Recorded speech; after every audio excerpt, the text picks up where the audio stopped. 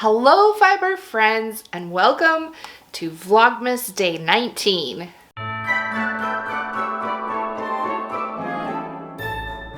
Today we're not messing around. We are getting straight to our spin for today, Day 19.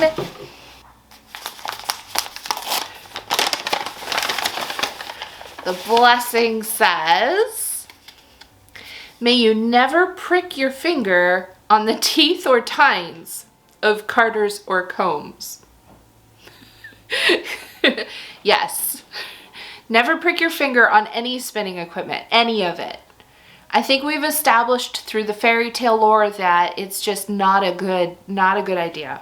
Don't. All right, let's see what fiber we have today. Oh, and there's something, what else is in here? Oh, it's a Vlogmas sticker. There's a bonus vinyl Vlogmas sticker in this one, and I know what's in here. If you can't tell, I'm super excited to just pull this out and be like, look what it is. It's some alpaca. I got this alpaca and I carded a lot of bats of this alpaca to split up for everybody to have some to spin in their Vlogmas boxes. So I wanted to save this, there it is, this alpaca. Isn't that pretty? It is really soft. This is a high quality, very soft alpaca fleece blanket that I was able to get a hold of. And I was just saving this one so that we could have a special guest and we could talk all about spinning alpaca. Alpacas come from Peru. They live in the Andes. That's where the animals come from. And so today I am having a chat with my friend Abby Franquemont. She is just an awesome human and a wonderful spinning mentor to me. I just am so thrilled to welcome her to the Jilly and Eve channel. So let's go chat with Abby. So Abby, tell us about you and let's chat. Hey, hi, good to see you. Thanks for having me here. I'm so excited to get to be part of Vlogmas with you. This is really cool. And I think Vlogmas is amazing and what you're doing is so cool. So yeah, I grew up in Peru in the Cusco area and came home to live here again, finally, about 3 years ago. And we are, hopefully coming out of or on the tail end of the very, very worst of the pandemic. And now hopefully we're on the upswing and things are getting better.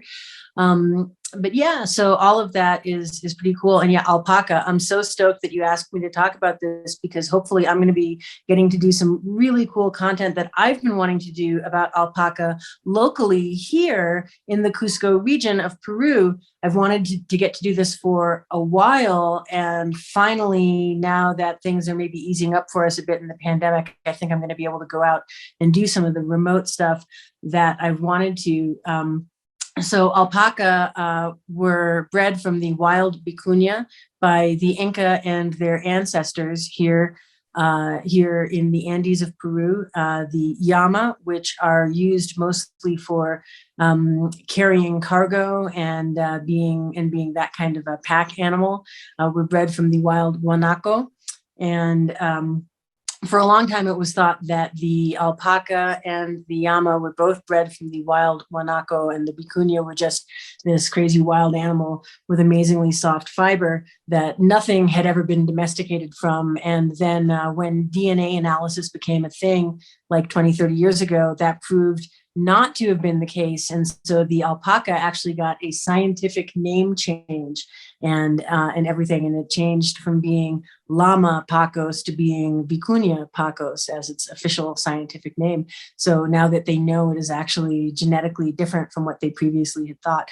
And that's really cool. So the ancient Andean people bred alpaca in a wide range of different specific colors. So alpaca mostly live and do their best at really high altitude. So we're talking above 4,000 meters above sea level. So that's above 13,000 feet above sea level, above 13,500.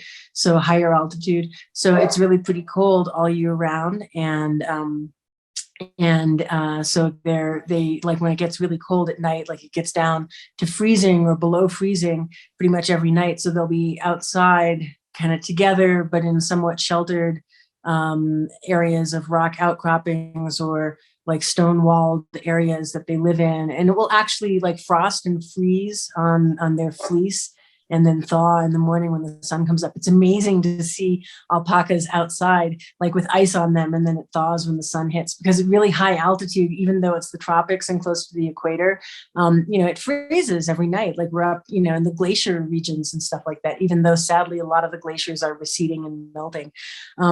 Anyway, so that's where alpacas are from. And like when you actually go to those areas, you start to see why they are so warm and well insulated and everything. And it's really intense and really cool. Anyway, so right now in the Andes and in the Southern Hemisphere in general, it is springtime and we're coming up to summer. And that means that it is shearing season. And so there's traditional shearing of alpacas, and it usually doesn't mean like an entire fleece gets shorn off them, because you still can't take all of it off them and have them do well under those conditions, right? So there's only so much, and usually it's kind of like neck area and the softest and finest of it and that kind of thing. And so I've had a standing invitation for a few years now to go with a good friend of mine who's from the community of Pitumarca, which is a very long-standing, very famous spinning and weaving community that was very well known for doing that in the Inca Empire. Like it was some of the imperial weavers who were some of the best of the best of the best, like as they say, right? Because they also have vicuña there, and those were only allowed to be shorn and spun and woven by people who were producing them for the emperor and his family and all that kind of thing, right? So literally the imperial weavers. So anyway, I have this chance to go with my friend who's from one of those communities out to help in the shearing of her personal flock, which she says is small because she's only got like 80 animals. Her grandfather, she says, like has a normal sized flock of like several hundred. That's just like his personally that he deals with and the whole thing. And so she says like this December, I'm going to get to go with her if we can like just sort out the scheduling. And like we've wanted to do it for like a few years now, but this whole pandemic thing, right? And so this year probably we're finally going to get to go.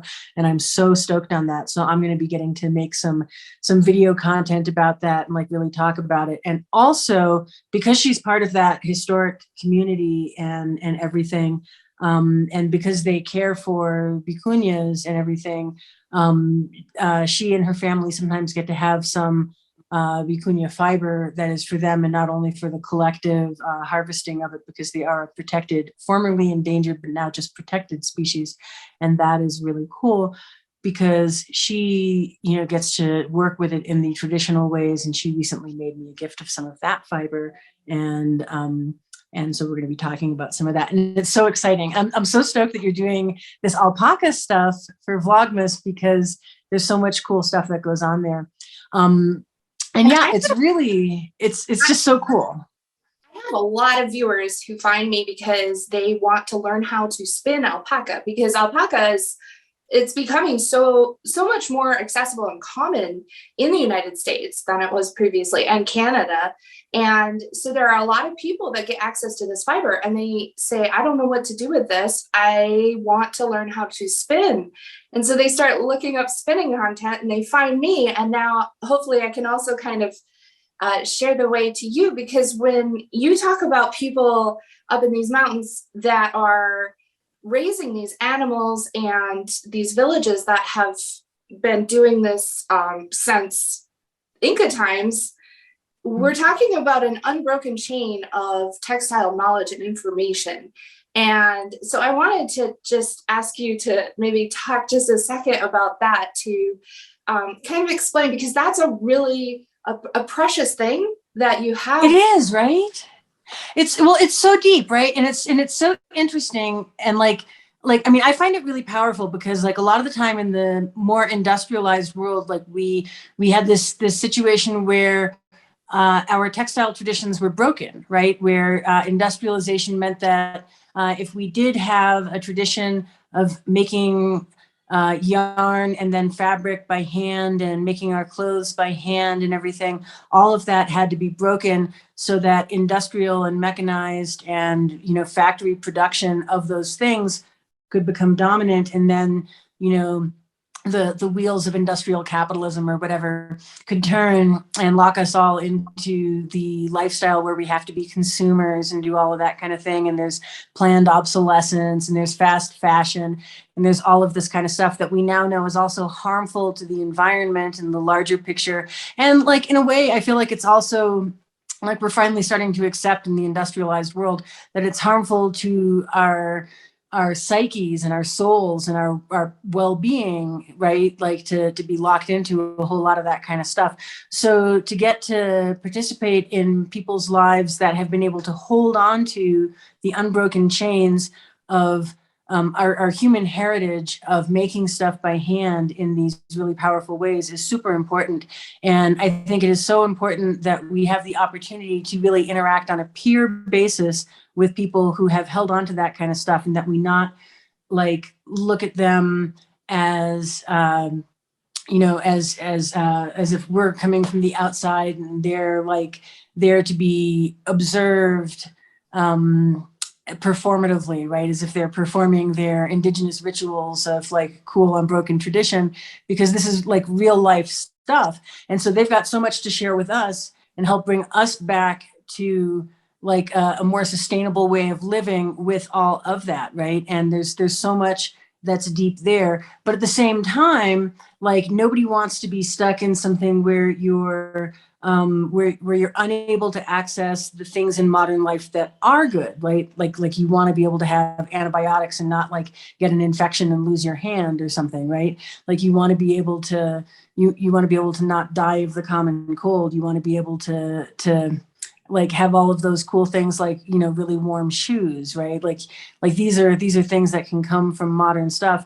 And so like what I think is so deep and powerful is that people in so many of these formerly very remote and maybe still very remote, but through technology, not remote in terms of having like internet access and the ability to communicate and interact anymore, communities now, like we can share so much there. So those people who have been guardians and stewards of those unbroken chains of tradition now now have the opportunity to synthesize all of those things between the old and the new and share that with us, and we get to be participants in that, coming from the modern world and everything. I mean, for me, I'm lucky because I sort of grew up straddling those two sorts of things, and so so I have the opportunity to get old straddling those two things too. And that's like really exciting. But to see like those barriers come down is super exciting. And so it's amazing because that means that people can come from having had like a tradition of spinning alpaca for weaving traditional Andean textiles, like what I'm surrounded by right now, and having all of the specifications and standards that they spin to with a spindle to make durable textile goods that are ideal for wearing in the kind of conditions that alpacas are from and where they were bred and raised, which are these really remarkable high altitude, like near glacier conditions and everything, to where now they can be made into yarns and garments and textiles that can be worn and used all around the world, right? Like that's so cool. And so the techniques can get broader, the kinds of equipment that people can use can get broader, and the structures of yarn and the uses that these fibers can be put to can get broader. And so people are super wanting to do like exchange about all of this information and these materials. And like, I just think it's, you know, what a time to be alive, like as they say, right? But I mean it, like it is, it's so cool. It's so exciting. And I love that you had a trunk show and you're doing several of these and you're working with the people who are making this accessible and available to people outside of Peru who want to purchase.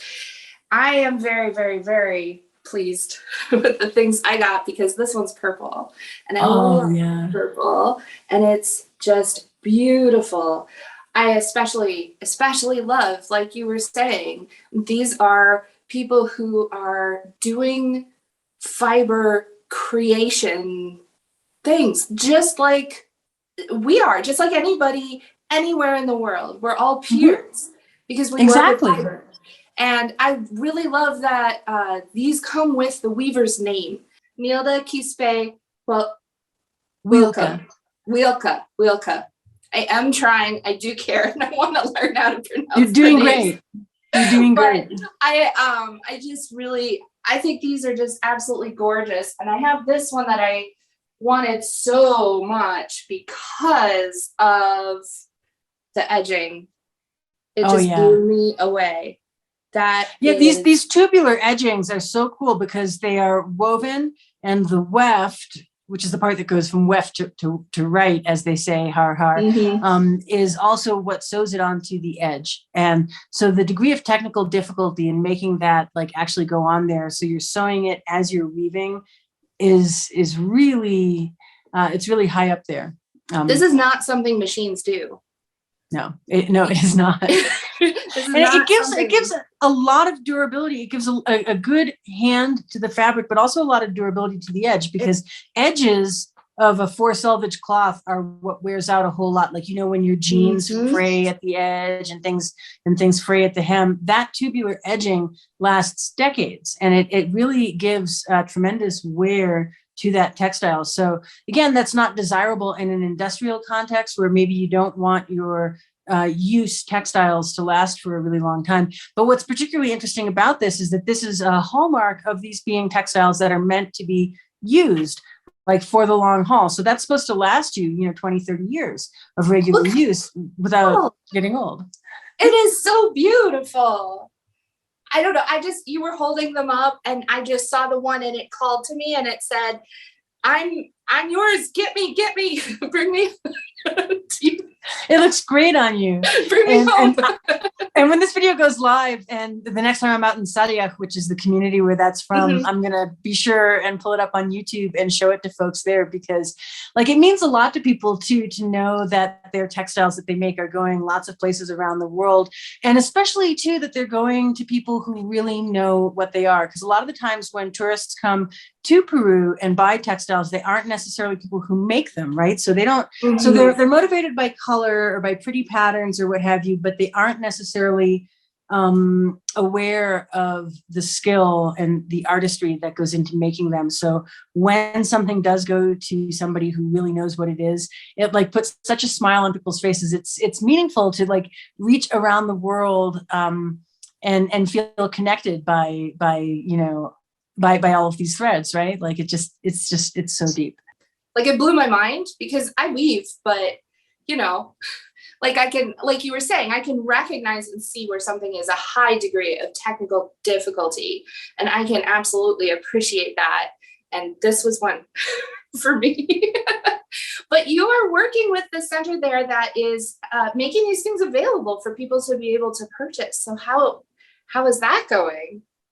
It's going well. So the Center for Traditional Textiles of Cusco was founded 25 years ago, and it grew out of a whole lot of other work that had gone on, including a lot of it that was my parents' work and whatnot. And the founder and director, Nilda Alvarez of the Center for Traditional Textiles of Cusco, is like a sister to me. I grew up with her and whatnot. And she and lots of other people there have been working on a lot of different things with this. And there are now 10 member associations in 10 different rural communities in the region of Cusco. So region is like a state, more or less, but it's a pretty big state. So those are spread all around the region of Cusco. And those are 10 member NGOs or non-government organizations, think not-for-profits. And each of those has between 30 and 60 weavers in it, and it's an enormous organization now, and it has a mission to sustain and recover and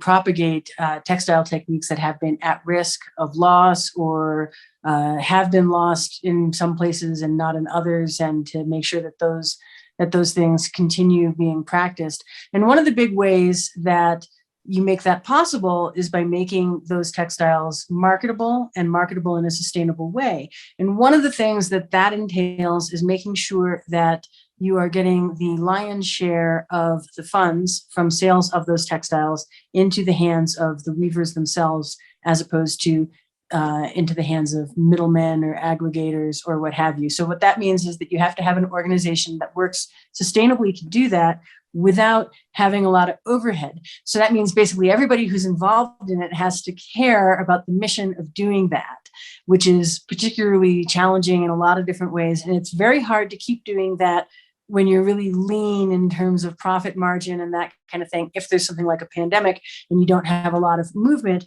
of those products, if your inventory doesn't turn over on a rapid basis, if you don't have movement of product to tourists that are coming through and a lot of that kind of thing. So that meant that a lot of stockpiled funds, funds that had been put into the operating reserves and emergency funds and so forth, were heavily depleted during the pandemic in order to make sure that it was still possible to buy textiles from weavers directly in those communities and keep them making stuff.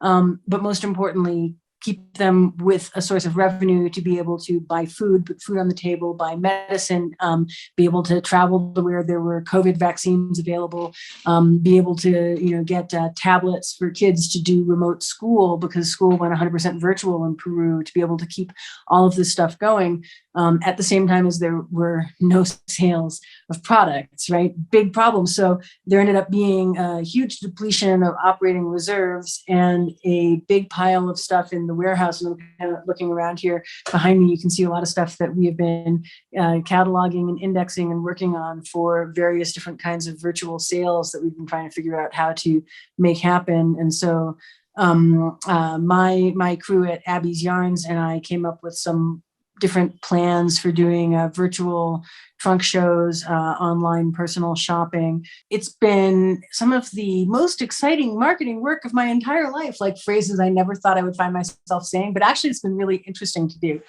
for a lot of different reasons. So like we have personal shopping sessions that you and 3 of your friends, so basically up to 4 people can get a personal shopping session, and we'll take you through the Center for Traditional Textiles of Cusco store and museum. And you just have the run of the store and we'll help you find whatever you want. It's a totally curated shopping experience. And then we'll pack your stuff. You get a discount on your whole session, you and 4 of your friends. You don't have to be all in the same place. You can be 4 friends anywhere in the world and we'll ship you your individual packages and the whole thing. And if people are watching and getting really excited, I'm going to put links below this video. So if you click on the description for this video, I will have links that will send you to Abby's stuff so that you can go find all of these amazing opportunities to be able to, support this really awesome project of keeping these textiles alive and also get some really gorgeous stuff because, seriously, it's beautiful. It's so beautiful. This is one of the shawls I made from Alpaca. So this is different. Oh, that's beautiful. While we're spinning for Vlogmas, I want people to know that you don't have to spin the alpaca incredibly fine with a lot of twist. You can make it chunkier and textured and softer. It's different, but yeah, so I did this one on my triangle loom and I hand spun that alpaca, but I definitely did it a lot thicker. There's some add-ins in there. There's some tinsel and this is the natural white color of the alpaca. And then there's some natural brown. I put beads on there too. So this is definitely more of a, people say art yarn, but I'm going to say, how can you say something that is highly textured is art yarn, but not something consistent? Because how could you say this is not art? I know, right? So I feel like a lot of these phrasings and terminologies for describing yarn, it gets so complicated, right? So I tend to say more textured, yeah, me too. So all my friends who spin super traditional old school Inca style yarn for Ayahuasca, for the kind of weaving that's traditional where alpacas are from, a lot of them are really interested in this textural yarn stuff, right? And they're super interested in seeing what people do in other parts of the world with the same materials, right? And they're interested in materials that come from elsewhere. So my friend who's got the flocks of alpaca and all of that kind of thing, has really enjoyed coming over to my studio and playing with my drum carder and blending with tussa silk and with sparkly glitter fibers and seeing all this different stuff. And like sometimes when I tell people that, they're like, oh my God, how dare you sully her tradition with all of these things from elsewhere? And I'm like, come on, like, do you think she doesn't know what her traditions are? Like, do you think somehow that as soon as she is exposed to Angelina, she is never going to be able to go back to spinning what she spun before she saw it? Like, how does that work? Like, is she not allowed to have the same exposure to the interesting stuff from the rest of the world that somebody from the industrialized world is allowed to have? Like, how is that fair, right? Like why shouldn't she get to have a drum carder and play around and make textural cool stuff? I think it's funny too, because like I have e-spinners. For me, sometimes that's an accessibility thing because my legs don't want to use a treadle, or I have spindles. I use both. They all work for different purposes. And it's not like if somebody is, given a wheel, they're never going to spin with their traditional spindles ever again.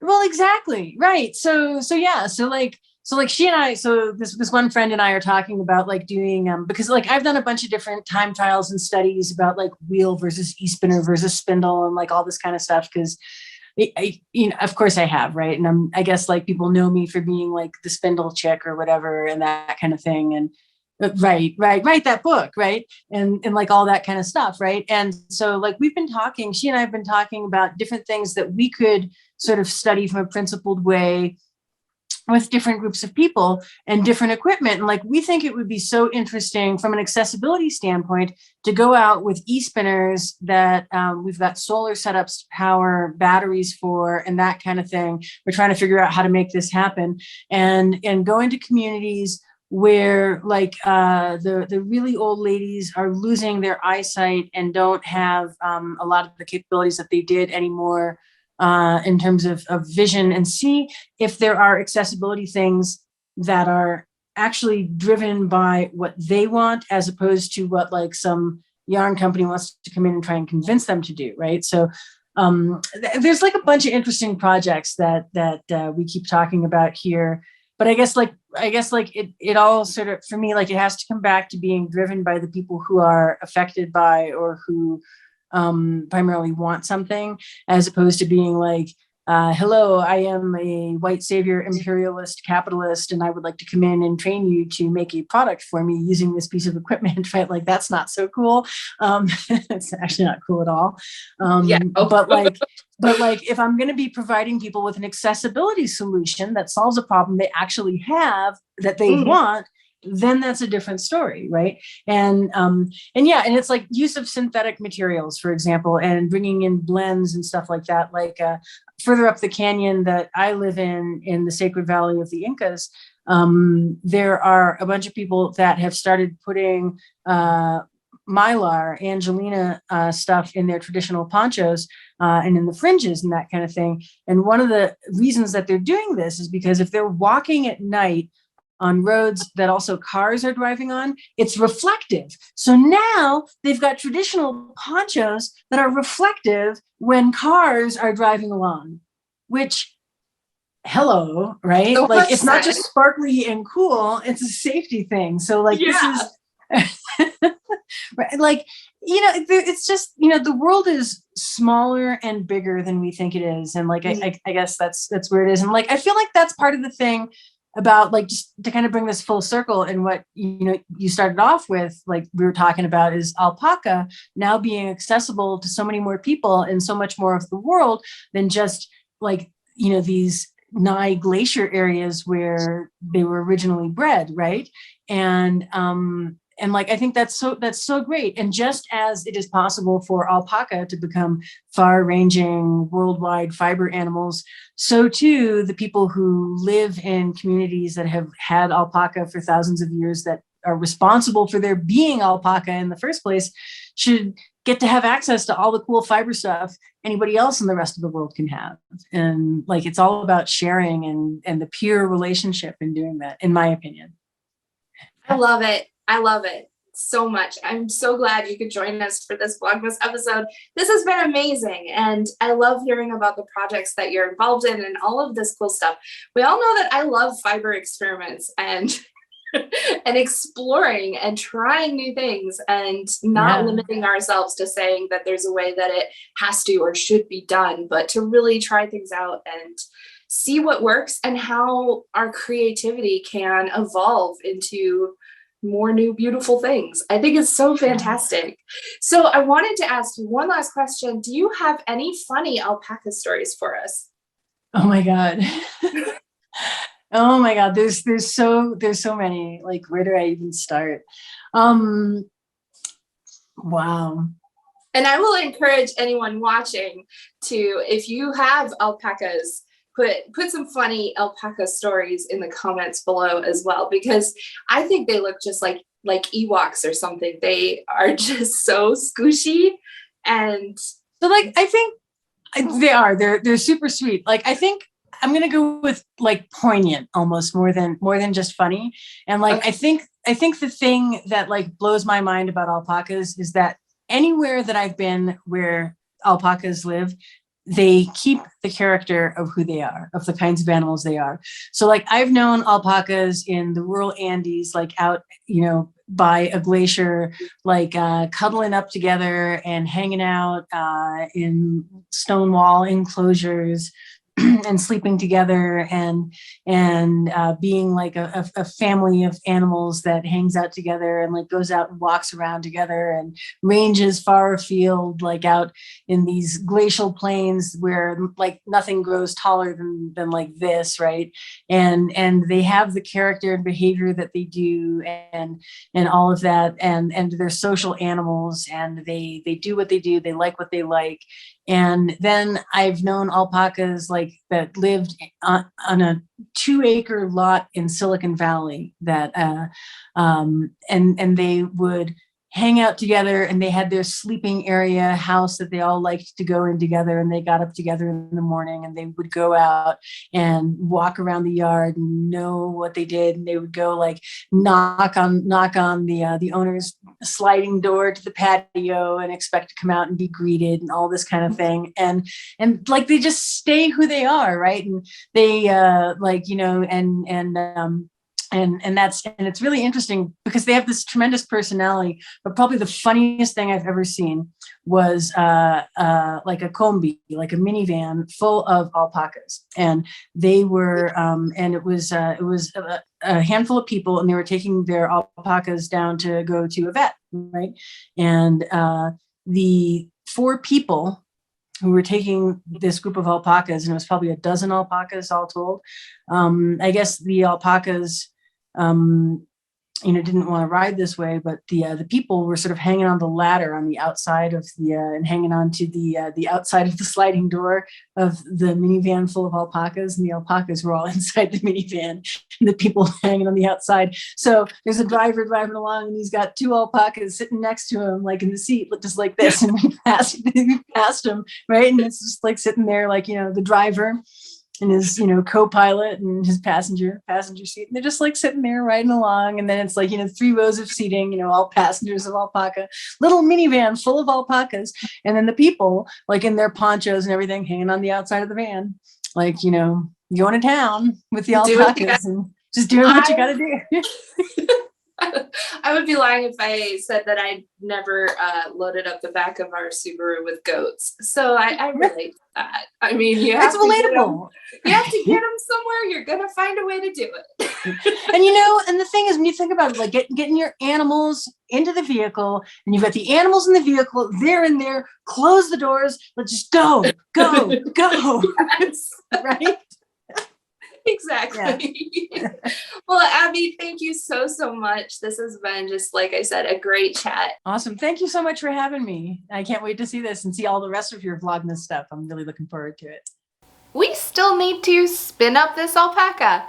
And I don't think I've ever spun 100% alpaca on my e-spinner. I've done a lot of it with spindles and wheels, treadle wheels, but not the e-spinner. So I would love to do maybe just a sport weight alpaca 2-ply with my e-spinner. So let's get spinning.